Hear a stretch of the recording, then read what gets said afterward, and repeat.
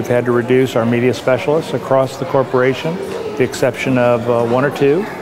We've lost a lot of funding for Bradford Woods, strings programs, other personnel as well. So we're having to really dig deep to see how we can make ends meet in a time of financial crisis.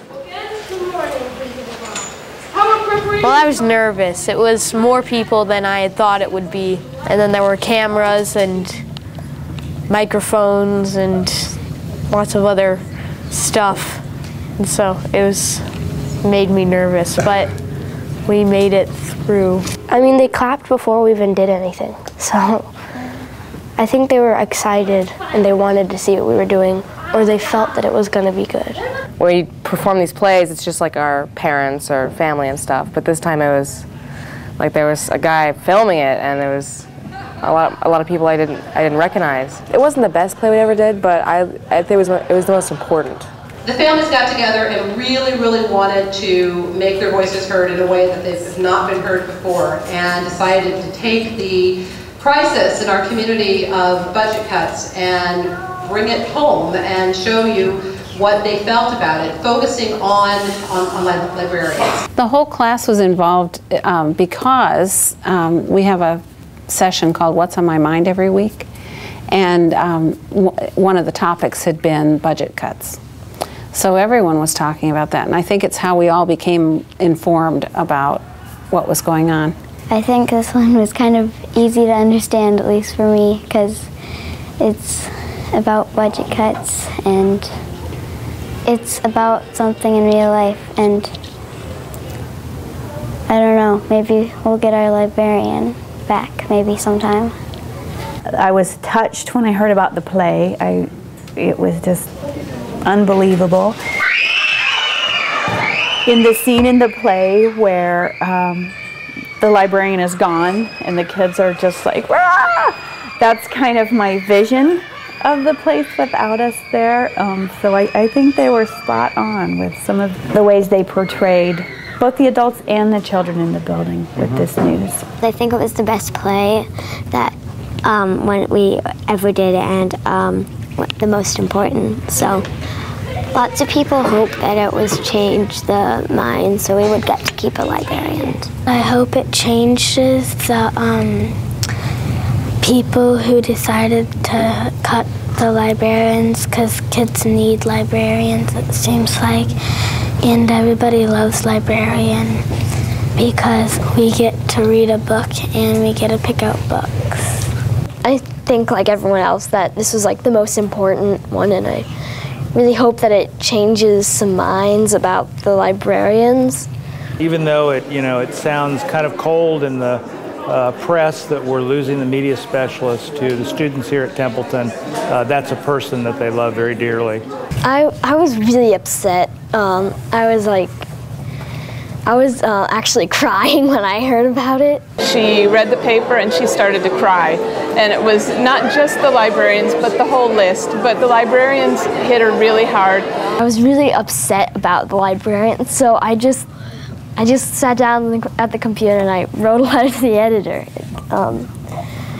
My parents write letters to the editor all the time, and it was really easier than I thought it would be. Vivian's letter broke my heart. That was very heartfelt as well. She wants to be a writer, and she loves to read. She's constantly reading, and so the library is just a big part of her life. She gives us an opportunity to check out books every week, and some people don't get that chance, even though there is a wonderful library in this town. We have a great public library in town, but sadly a lot of kids don't have a chance to go there or to utilize the bookmobile. So I remember one student we had several years ago, and I won't say his name, but every single day, the first thing he did when he came into school was he walked to the library and got a book or a magazine and had a conversation with the librarian. You know, a positive adult in his life for many years. And I know there are countless stories like that, but I saw it happen. For our kids, we're sometimes their first and only exposure to libraries. And I feel like we make kids lovers of libraries, users of libraries. And without us here, I know our board had said the solution to cutting the libraries is parents. Parents can take their kids to the library. We have a good public library. In my population, many times, those parents are not able to do that, or they aren't even with the students. That comment was made at a Friday board meeting, and on Monday, I had 2 different students tell me one couldn't bring their books back because their dad's in jail and they're not allowed to go back to that home, and another one said, I can't get my books because they're with my mommy and she doesn't want us anymore, and I'm with my grandma. What are those kids gonna do? They're already at a disadvantage. I feel like we help level the playing field for them by getting them involved, getting them to love books, making readers out of them, and without that, that deficit just keeps getting bigger for those kids. And technology-wise, they don't have computers in their homes, so how are they going to learn those skills? How are they going to learn to be researchers or inquirers of information or judges of what's good information or bad without our help? And the perception is when you Google something and you get 1 million results, that's great. And I've worked really hard to explain to the kids, anyone can post information. You've got to learn how to evaluate a site, your source, and really make those judgments. And it's amazing to me when we do these lessons with the kids, that misperception. And then when they come back and say, hey, I used that where I just wanted sites from education or from government that you showed us, and you know, for a more reliable source. And so I think it's an invaluable tool.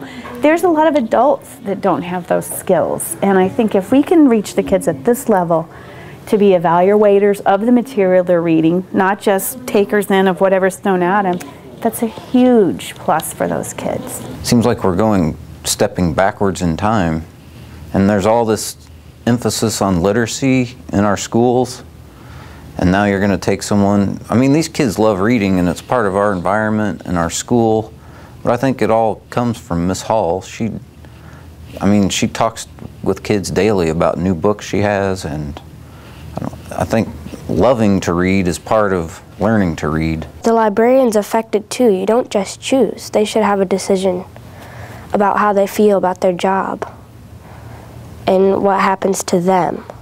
But I've been really discouraged as I've looked at budget cuts and this whole process in the school system, because I've heard people try to make the difference and not notice that it's really changing.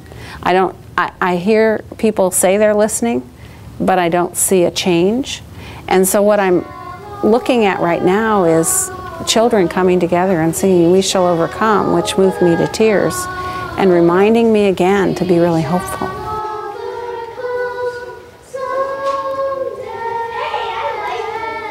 If I could just say one thing about this whole situation, I just don't think people realize what a valuable resource the librarian media specialists are in our community, especially in the schools. It is the great equalizer. We do a service to those students that no one else provides. We service every child in our building. There's very few people in any building that can say that. And if you look at the research, having certified people raises the ever important test scores, raises literacy. It's just, it's unbelievable to me that that would be a cut, a complete elimination of such a valuable program. Well, I think she has to leave unless this play might help change part of that.